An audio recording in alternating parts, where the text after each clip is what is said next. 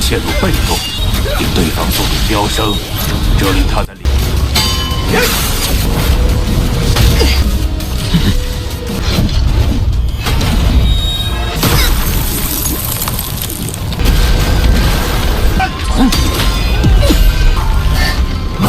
都窄，这一身战斗空间还未，尽快消灭对手。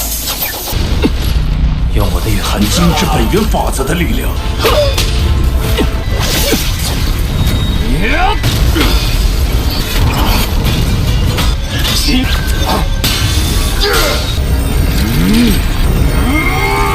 Halo kalian semua, selamat datang di channel Donghua Master. Bagaimana kabar kalian semua? Mimin harap kalian semua baik-baik saja. Dan pada video kali ini kita akan melanjutkan alur cerita dari serial Donghua Solar episode 133. Dan sebelum kita masuk ke cerita terbaru, mari kita sedikit mengingat cerita sebelumnya, yang dimana pada cerita sebelumnya Lo Feng kemarin telah merayakan keberhasilan atas dirinya dan juga Hong yang telah masuk ke babak kedua. Tetapi pada perayaan tersebut hanya Hong saja yang merasa sedih karena dirinya yang tidak memiliki seorang mentor. Tetapi di tempat dari Kekaisaran Gunung Tiga Kapak, ternyata di sana pemimpin Akta sedang berbicara kepada Tianchen bahwasanya ia sedang mencari seorang murid, yang di sini ternyata ia melihat ke arah Hong dan ia pun sangat tertarik sekali kepada Hong, ingin mengangkat Hong menjadi muridnya. Dan untuk Lo Feng kemarin juga telah bertemu dengan Brolin, yang ternyata di sini pihak dari Kekaisaran Gunung Naga Hitam telah memberikan pengumuman bahwasanya galaksi Bima Sakti akan menjadi hadiah bagi siapapun dari pihak Gunung Naga Hitam yang bisa mendapatkan posisi dari 1000 besar. Yang hal ini pun tentu saja tidak bisa diterima oleh Lo Feng karena sama saja bumi sebagai hadiah, yang malah ditakutkan bumi akan didapatkan oleh Nabini karena Nabini yang masih ikut serta. Dan kemarin juga kompetisi kedua telah dimulai dan itu merupakan inti cerita pada cerita sebelumnya. Kalau gitu pun sekarang langsung saja kita masuk ke bagian cerita terbaru. Cerita ini berlanjut dengan pertarungan kompetisi yang masih berlangsung, yang di sini merupakan pertarungan dari kelompoknya Hong. Yang dalam pertarungan tersebut di sana bisa dilihat bahwasanya Palu Ajaib sekarang sedang bertarung melawan seorang pejuang. Yang dalam pertarungan itu di sana mereka bisa melihat bahwasanya ternyata Palu Ajaib telah dikalahkan oleh peserta tersebut yang ternyata merupakan Rojun. Lo Feng yang melihat Palu Ajaib masih bisa melanjut ke babak kedua ini menyadari kenapa alasannya, karena poin sebelumnya yang dimiliki oleh Rojun telah mencukupi untuk masuk ke babak kedua yang membuat dirinya bisa memasuki babak kedua ini. Sedangkan Lei Shen yang melihat Rojun satu kelompok dengan Hong merasa khawatir kepada Hong. Lei Shen pun berharap kepada Hong bisa melewati babak ini dan lanjut ke babak selanjutnya. Mereka yang melihat pertandingan Hong sambil di sini mereka melihat map yang di sana adanya ditampilkan keberadaan Hong dan juga lawan-lawannya Hong. Yang di dalam radar tersebut di sana mereka bisa melihat bahwasanya Hong ternyata telah didekati oleh orang lain, yang ternyata orang itu merupakan Nabini. Lo Feng pun sadar bahwasanya Nabini memang mengincar Hong agar untuk bisa mendapatkan planet bumi. Sedangkan untuk Brolin dan juga Hagrave di sana mereka juga telah mengetahui bahwasanya Nabini telah menemukan keberadaan Hong. Hagrave sendiri ternyata telah memberikan tugas utama kepada Nabini adalah untuk menghabisi Hong. Makanya di sini ia menargetkan Hong sebagai target utamanya. Singkat cerita, Hong dan juga Nabini mereka berdua sudah saling bertemu, yang di sini Nabini mengatakan sudah takdirnya mereka saling bertemu, melanjutkan pertarungan mereka sebelumnya. Yang setelah itu pun mereka berdua saling bertarung, yang dalam pertarungan tersebut terjadi pertarungannya sengit, yaitu Nabini dengan kekuatan esnya sedangkan Hong menggunakan tombaknya.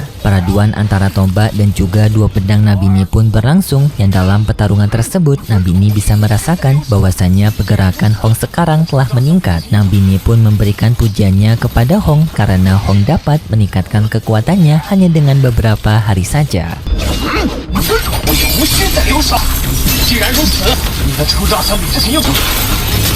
Tetapi Nabini juga tidak kalah, kekuatan es yang dimiliki oleh Nabini juga telah meningkat, membuat dirinya mampu membuat jangkauan dari kekuatan esnya jauh lebih luas.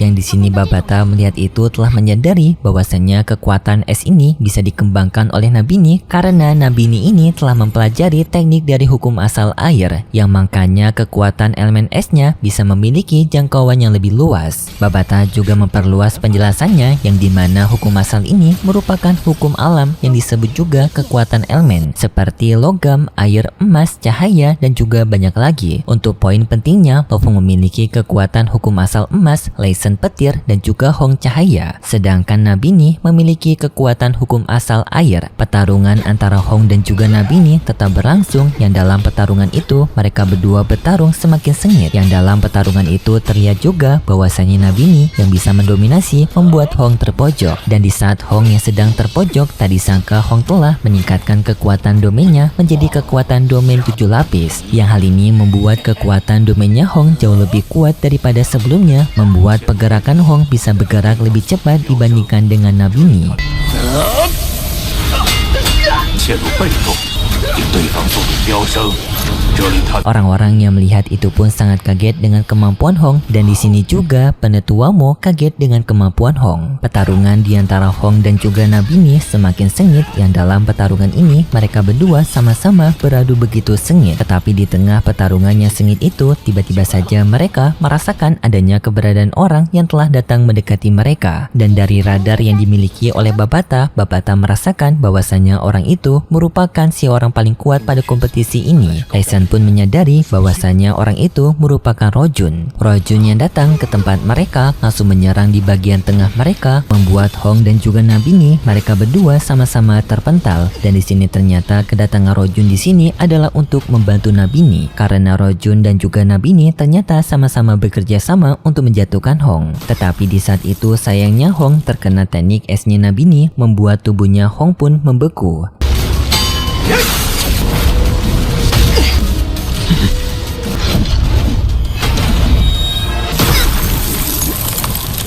Dan Rojun pun mengatakan ternyata menghadapi masalah ini begitu membosankan. Dan juga pada saat ini arena pertarungan semakin menyempit yang dimana jika mereka tidak memasuki zona aman maka orang yang berada di luar zona aman maka mereka akan gugur. Dan di saat itu Hong berusaha untuk keluar dari kekuatan esnya Nabini, tetapi sayangnya di saat Hong yang telah keluar dari kekuatan esnya Nabini, Hong sayangnya terlambat memasuki zona aman yang membuat Hong pun gugur pada kompetisi ini dan tidak bisa masuk ke 10 besar. Artinya perjuangan Hong pun telah berakhir di sini. Yang hal ini pun membuat pendukung Hong pun merasa kecewa. Setelah Hong kembali ke dunia nyata, Hong pun meminta maaf kepada Lofeng karena dirinya telah mengecewakan mereka semua dan di sini mereka hanya bisa berharap kepada Lofeng saja. Lofeng pun menenangkan kepada mereka bahwasanya mereka selalu sama di situasi yang genting. Jadinya pada saat ini Lofeng yakin bahwasanya ia akan bisa lolos pada babak kedua ini dan bisa mendapatkan planet bumi. Penetua Mo yang sebelumnya melihat kemampuannya Hong, ia merasa kagum kepada Hong karena mampu membuka potensi dari domain lapis ke-7. Jadinya Penetua Mo pun memerintahkan kepada Tianche untuk memberikan hadiah kepada kelompoknya Lofeng karena kekagumannya kepada Hong agar bisa juga meningkatkan pelatihan Lofeng pada babak kedua nanti. Tianche menerima perintah tersebut, tetapi pada saat ini giliran Lofeng lah untuk mengikuti kompetisi kedua yaitu pada kelompok kedua. Di sini juga pertarungan Lofeng membuat kelompok dari virtual alam semesta menantikan kemampuannya akan dikeluarkan oleh Lofeng karena mereka juga penasaran apakah Lofeng bisa lolos ke babak kedua ini. Dan dari data-data yang telah mereka miliki, orang-orang yang telah masuk ke babak ketiga merupakan para jenius hebat dari galaksi mereka masing-masing. Dan salah satunya adanya bernama Uka, Phantom, dan juga Dewa Kematian. Dan pada pertarungan kedua ini akan diperlihatkan kemampuan Lofeng apakah ia mampu juga untuk masuk ke babak ketiga. Dan kemudian pun diperlihatkan Lofeng yang telah memasuki arena tunggu untuk memasuki arena pertempuran yang dalam pertarungan itu, Lofeng dilihat oleh para peserta lainnya dengan tatapan mata yang banyak karena mereka juga telah mendengar kejeniusannya Lofeng. Mereka ingin mengalahkan Lofeng agar nantinya mereka mendapatkan pujian baru dari para pendukungnya Lofeng. Dan pada kelompoknya Lofeng sendiri adanya dua peserta yang menonjol, yaitu adanya seseorang bernama Pushkin dan juga Jingli. Yang di sini mereka berdua merupakan orang yang kuat pada kelompoknya Lofeng.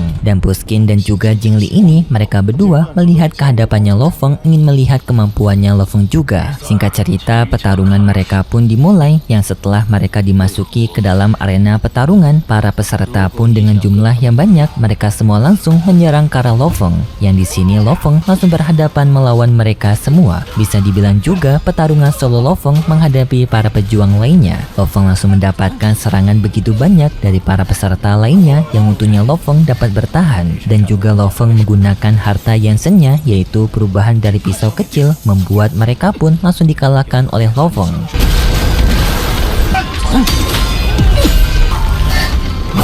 都窄，得趁战斗空间还未，尽快消灭对手。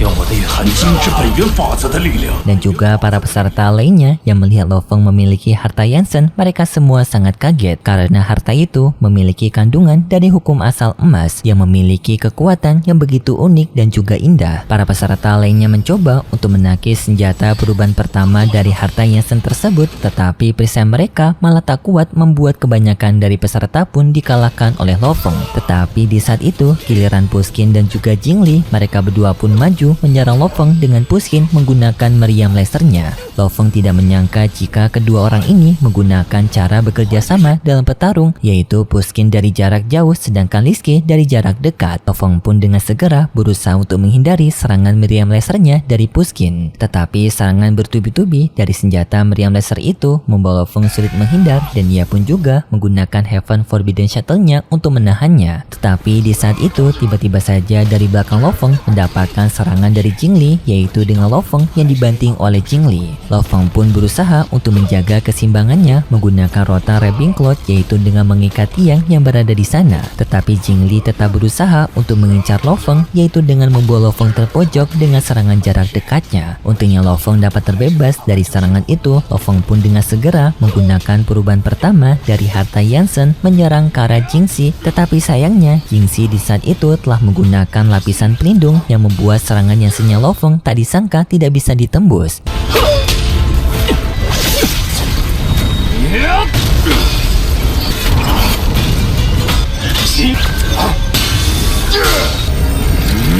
Yang artinya di sini perisai pelindung dari Jingxi lebih kuat daripada perisai sebelumnya dan bahkan bisa memantulkan serangan Yansen-nya Lo Feng, membuat serangan Yansen-nya Lo Feng pun tidak berguna di hadapan Jingxi. Tetapi di saat itu Lo Feng bisa melihat bahwasannya armor itu tidaklah sekuat yang ia lihat. Walaupun Yansen sebelumnya tidak dapat menghancurkan armor tersebut, tetapi armor itu memiliki retakan kecil, yang artinya masih ada celah yang dapat digunakan oleh Lo Feng untuk menghancurkan armor tersebut dan juga mengalahkan Yixin. Tetapi para anggota kelompok lainnya, mereka semua pun mulai berdatangan untuk mengepung Lo Feng kembali. Yang di sini Lo Feng pun benar-benar diincar habis-habisan oleh para peserta ini. Tetapi di sana juga Lo Feng bisa melihat bahwasanya orang-orang pada kompetisi ini, mereka semua sudah mulai menipis karena zona aman pada arena kompetisi ini yang telah bergerak. Jadinya Lo Feng sekarang tidak memiliki banyak waktu dan dirinya harus bisa terbebas dari kepungan mereka. Yang di sana juga Lo Feng bisa melihat bahwasanya armor yang dimiliki oleh Pushkin ini, dan mohon maaf sebelumnya Mimin salah sebut, maksudnya orang yang jarak dekat ini merupakan Pushkin, sedangkan yang dari jarak jauh tadi merupakan Jingxi. Yang di sini Pushkin ternyata juga memiliki teknik hukum asal yang merupakan hukum asal emas, yang ternyata kulit lapis pelindung yang dimiliki oleh Pushkin ini merupakan hukum asalnya. Lalu Pushkin pun bersama dengan para anggota kelompoknya mulai maju menyerang Lo Feng, tetapi di sini Lo Feng tampak begitu senang karena ia ternyata memiliki cara untuk mengalahkan mereka semua.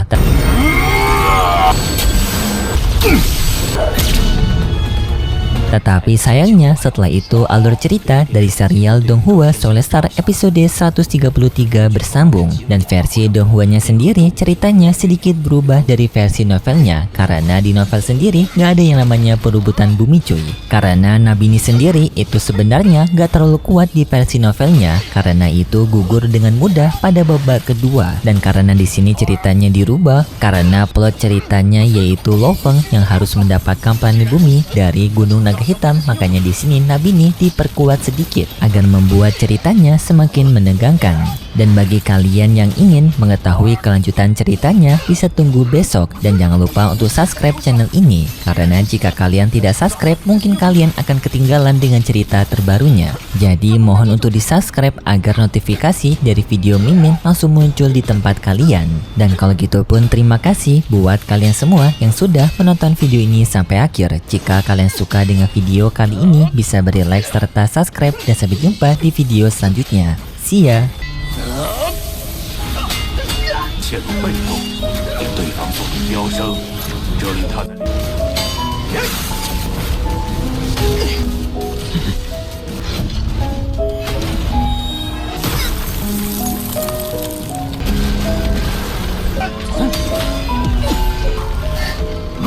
都窄，这身战斗空间还未，尽快消灭对手，用我的远痕。